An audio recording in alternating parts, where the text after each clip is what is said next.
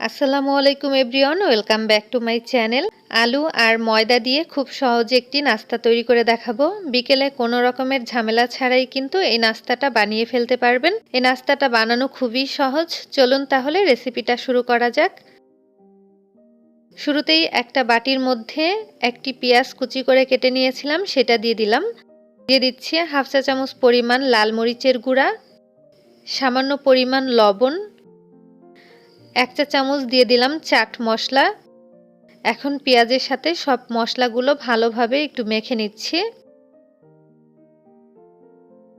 মেখে নেওয়া হয়ে গেলে এর মধ্যে আমি দিয়ে দিব আলু। আমি এখানে বড় সাইজের একটা আলু আগে থেকে সিদ্ধ করে ম্যাশ করে রেখেছিলাম। এখন দিয়ে দিচ্ছি 1.5 টেবিল চামচ পরিমাণ চালের গুঁড়া। চালের গুঁড়ার পরিবর্তে আপনারা চাইলে এখানে কর্নফ্লাওয়ারও দিতে পারবেন। এখন এই চালের গুঁড়াটা আলুর সাথে ভালোভাবে মেখে নিচ্ছি। তো মেখে নেওয়া হয়ে গেছে। এখন এই আলুর পুরটা একটা সাইডে রেখে দিব। এরপর একটা বাটির মধ্যে 1 কাপ পরিমাণ ময়দা নিয়ে নিচ্ছি। আপনারা চাইলে কিন্তু আটা দিয়েও নাস্তাটি বানাতে পারবেন। 1.5 টেবিল চামচ পরিমাণ ঘি দিয়ে দিলাম। দিয়ে দিচ্ছি স্বাদ মতো লবণ। এখন লবণ আর ঘিটা ময়দার সাথে খুব ভালোভাবে মিশিয়ে নিচ্ছি। এখানে ঘিয়ের পরিবর্তে আপনারা তেলও দিতে পারবেন, তবে ঘি দিলে টেস্টটা ভালো হয়। এবার হাত দিয়ে যখন মুঠ করে ধরবেন, এরকম যখন ময়দাটা দলা পেকে যাবে ঠিক তখন বুঝতে হবে ময়দার সাথে ঘিটা ভালোভাবে মিশে গিয়েছে। এবার অল্প অল্প পানি দিয়ে একটা ডো তৈরি করে নিব।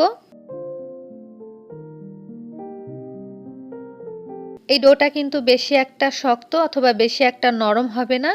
তো ডোটা কিন্তু তৈরি করা হয়ে গেছে। এখন আমি এই ডোটাকে 2 ভাগ করে নিলাম।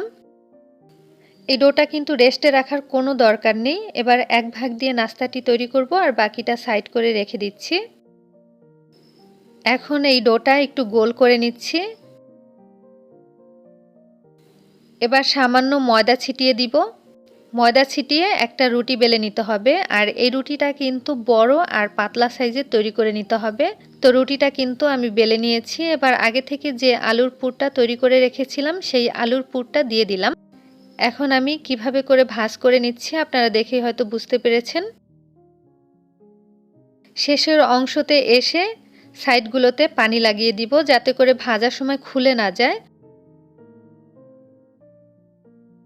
তো এখন কিন্তু ভাঁজ করে নেওয়া হয়ে গেছে। সাইডের অসমান অংশটুকু আগে কেটে নিচ্ছি। এই অসমান অংশটুকু দিয়ে আবার পরবর্তীতে রুটি বেলে নিব। এবার একটা ছুরি দিয়ে আমি 3টা দাগ কেটে নিচ্ছি। এরপরে টুকরো করে কেটে নিব। এভাবে করে 3টা করে দাগ কেটে এরপরে টুকরো করে কেটে নিব।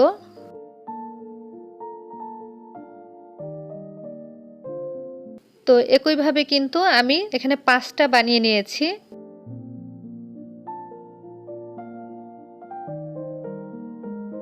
বাকি রুটিটা দিয়েও এই নাস্তাটা বানিয়ে নিব।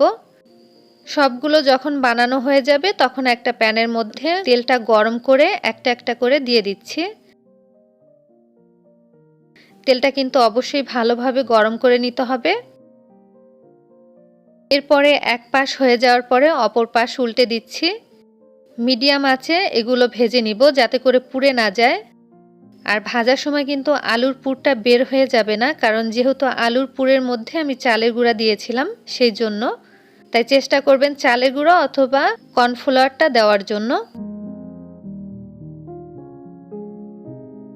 2 পাশেই খুব ভালো মতো ভেজে নিয়েছি আর কালারটাও কিন্তু চেঞ্জ হয়ে গেছে। তো এর থেকে কিন্তু আর বেশি ভাজবো না। এবার আমি তেল ঝরিয়ে এই নাস্তাগুলো তুলে নিচ্ছি। তেলটা খুব ভালোভাবে ঝরিয়ে নিলাম। সবগুলো ভেজে নেওয়া হয়ে গেছে। আলুর তৈরি এই নাস্তাটা খেতে যে এতটা মজার হয় একবার না বানিয়ে খেলে বুঝবেন না। বাচ্চারা যেমন পছন্দ করে তেমনি বড়রাও।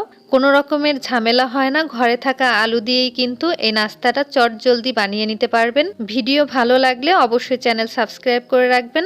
এতক্ষণ ভিডিওটি দেখার জন্য সবাইকে অসংখ্য ধন্যবাদ।